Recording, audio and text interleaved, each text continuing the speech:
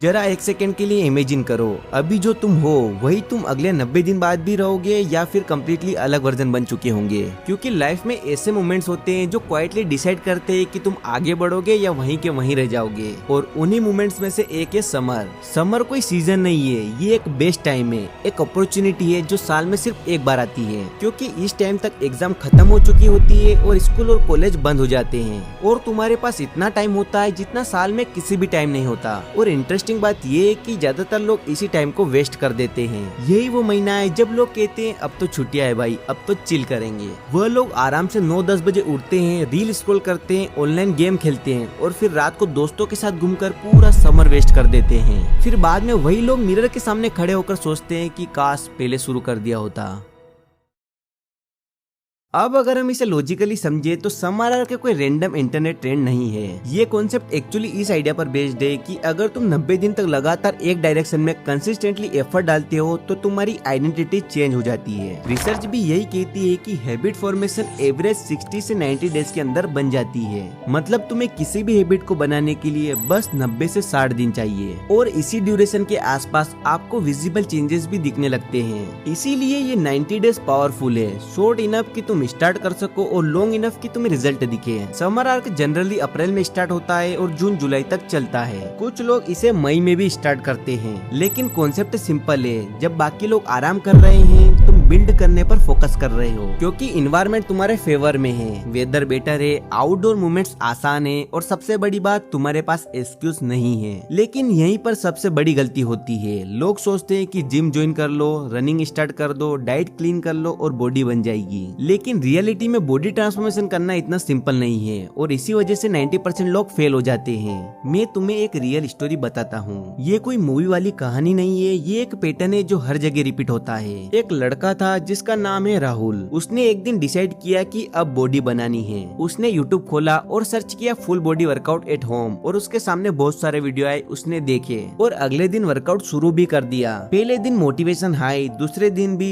तीसरे दिन थोड़ा कम। एक हफ्ते बाद बॉडी में दर्द, एनर्जी लो और दिमाग में एक ही आवाज, आज स्किप कर ले, कल से प्रॉपर स्टार्ट करेंगे। और बस वहीं खत्म हो गया उसका ट्रांसफॉर्मेशन। असल में बॉडी ट्रांसफॉर्मेशन वर्कआउट से नहीं होता, बॉडी ट्रांसफॉर्मेशन होता है एडॉप्टेशन से। और एडॉप्टेशन तब होता है जब बॉडी को ऐसा स्ट्रेस मिले जो उसके लिए नया हो। यही वो चीज है जिसे लोग भूल जाते हैं। देखो भाइयों, जब तुम रोज सेम पुशअप करते हो, सेम रेपिटेशन, सेम स्पीड के साथ, तो बॉडी स्मार्ट है, वो एडॉप्ट कर लेती है और फिर ग्रो करना बंद कर देती है। इसीलिए असली गेम है प्रोग्रेसिव ओवरलोड, पर वो वाला नहीं जो हर कोई बताता है। सिर्फ रेप्स बढ़ाना नहीं, बल्कि बॉडी को हर बार नया चैलेंज देना। कभी रेपिटेशन की स्पीड स्लो करना, कभी होल्ड करना, कभी एंगल बदलना, ताकि मसल को नया चैलेंज मिले। क्योंकि ग्रोथ कंफर्ट में रहने से नहीं बल्कि डिस्कम्फर्ट से होती है। और अगर तुम इसे सही तरीके से करते होना तो शुरुआत में बॉडी लिटरली रेजिस्ट करती है, हाथ कांपने लगते हैं, मसल बर्न करने लगती है और अगले दिन उठने में दर्द होता है। लेकिन यही वो सिग्नल है जो बताता है कि बॉडी बदल रही है। लेकिन यहाँ पर एक ब्रूटल ट्रूथ है जो हर कोई नहीं बताता, बॉडी जिम में नहीं बनती। हाँ, सुनने में अजीब लगता है लेकिन ये सच है। जिम तुम्हारा सिर्फ 1 घंटा बदलता है, बाकी के 23 घंटे तुम्हें डिफाइन करते हैं। अगर तुम वर्कआउट कर फिर पूरा दिन बैठे रहते हो, फोन चलाते हो, मूवमेंट जीरो है, तो तुम बॉडी चेंज एक्सपेक्ट नहीं कर सकते हैं। एक रियल पैटर्न है जो बहुत से लोगों में देखा गया। जो लोग सिर्फ वर्कआउट पर डिपेंड करते हैं उनकी ग्रोथ एक पॉइंट पे जाकर रुक जाती है और जो लोग डेली मूवमेंट इंक्रीज करते हैं वो ग्रेजुअली लीन हो जाते हैं। सिंपल चीजें जैसे ज्यादा चलना, स्टेयर्स यूज करना, बीच बीच में उठना, ये छोटी चीजें दिखती है लेकिन लॉन्ग टर्म में यही डिफरेंस बनाती है। फिर आता है वो पार्ट जो ज्यादातर लोग इग्नोर कर देते हैं, रिकवरी। लोग सोचते हैं जितना ज्यादा वर्कआउट करेंगे उतनी जल्दी बॉडी बनेगी, लेकिन रियलिटी उल्टी है। मसल ब्रेकडाउन जिम में होती है लेकिन बिल्ड होती है स्लीप में। अगर तुम प्रॉपर स्लीप नहीं ले रहे हो तो लिटरली तुम अपने एफर्ट्स वेस्ट कर रहे हो।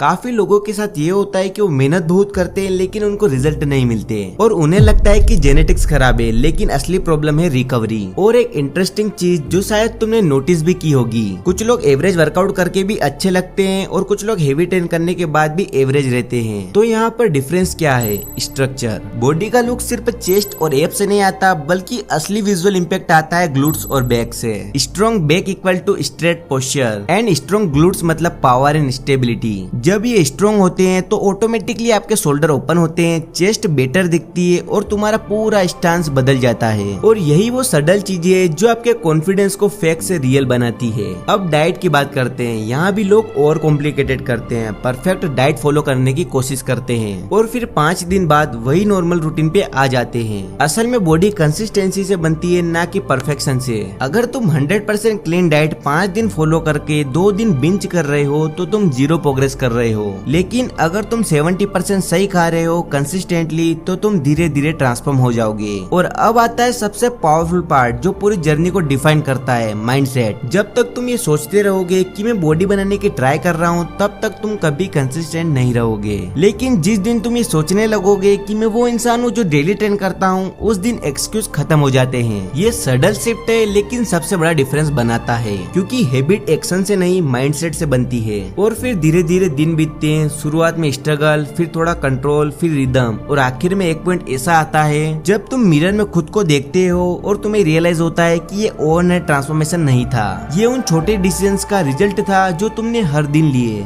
वो दिन जब मन नहीं था फिर भी किया, वो दिन जब स्किप कर सकते थे पर नहीं किया, उस दिन जब इजी ऑप्शन अवेलेबल था पर तुमने हार्ड चूज किया। यही वो चीज है जो तुम्हें बाकी लोग से अलग बनाती है, क्योंकि सच ये है कि दुनिया के मेजोरिटी लोग सेम रहते हैं साल दर साल, क्योंकि वो कंफर्ट चूज करते हैं, और कुछ लोग, बहुत कम लोग डिस्कम्फर्ट चूज करते हैं, और वही लोग ट्रांसफॉर्मेशन करते हैं। तो अब सवाल सिंपल है, ये समर भी आएगा और जाएगा, ये 90 डेज भी निकल जाएंगे, चाहे तुम कुछ करो या ना करो। लेकिन जब ये 90 डेज खत्म होंगे तब तुम वहीं रहोगे, या वो इंसान बन चुके होंगे जिसे देखकर लोग कहें इसने सच में कुछ अलग किया है। अब डिसीजन तुम्हारा है, स्क्रॉल करना है या बिल्ड करना है, क्योंकि समर आर्क का कोई ट्रेंड नहीं है, ये एक मौका है जो बार बार नहीं आता।